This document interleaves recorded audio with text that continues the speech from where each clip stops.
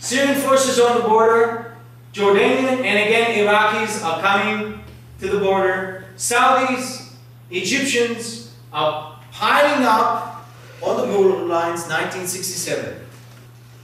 In a preemptive strike, the IDF launches, the Israeli Defense Forces launches an attack against Egypt and Syria, and 2 days afterwards also against the Jordanian army and the Iraqi. And in 6 days, to the surprise of everybody, including the United States, Israel goes from this, which is the blue part, to this. We're about to get a close-up of the tank, of the Humvee, just seconds before they pull out the abducted soldiers.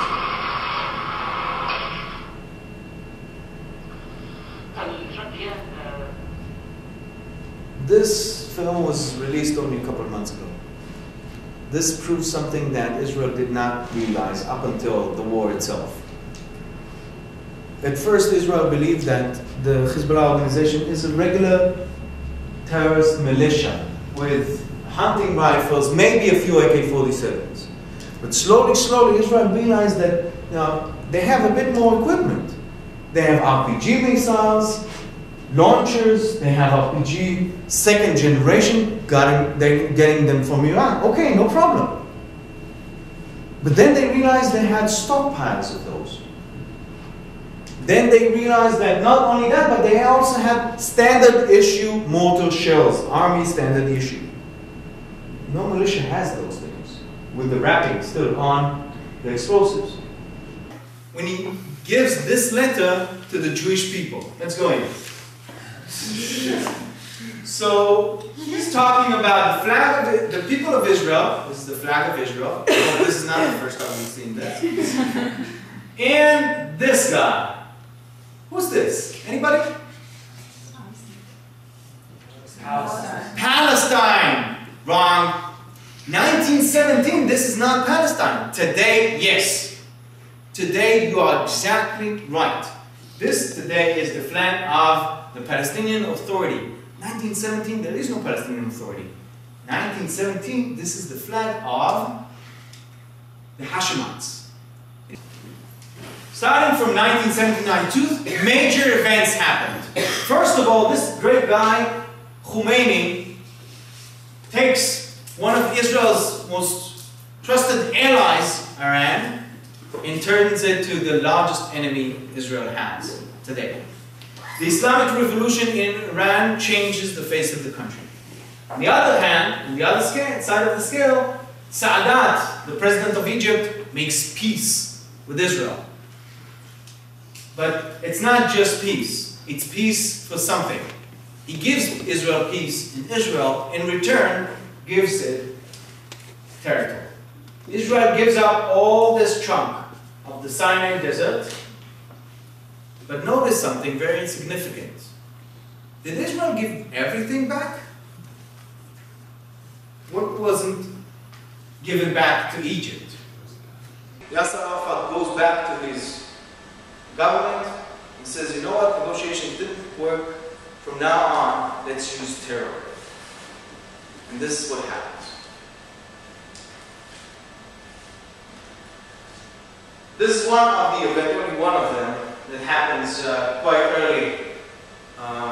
2001, suicide bomber explodes in a line of a disco going up to a disco, 21 kids that your age. 2002, a terrorist goes with machine guns and explosives into a hotel in Netanya while celebrating a bar mitzvah and kills 30 people. And on, in the Sbar, all kinds of events. On the other side, the Israeli army goes into the West Bank and reclaims all of those territories to prevent the terror from infiltrating, and recaptures all of the West Bank back again. This was a long-lasting peace that lasts till today. One-time agreement and was over, an end to conflict. Maybe there's a better picture I can show you about the relationship between these two people. I think that it would best describe how it looked like. Yeah. Notice the hand touching each other. These were the biggest enemies, 1967. Chief of Staff of the Israeli Army, head of the Jordanian. Then now, King of Jordan and Prime Minister of Israel. 1995, this wonderful man was assassinated. Those Palestinians do not find themselves a solution here, they want a solution here. This went to the Hashemites, and this does not go entirely to the Jewish people. It needs to be divided. And the British government, being fed up with the problems of the land of Israel, says to the UN, here's a suggestion for a solution. It's called the partition plan to the Middle East.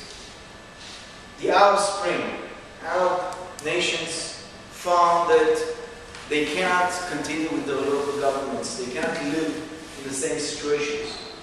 Starting with a guy selling vegetables in Tunisia, self-emulating, brought a protest to Tunisia that at the end of it brought the ruler down. That protest was spread all over the internet. The Arab nations caught fire because of it.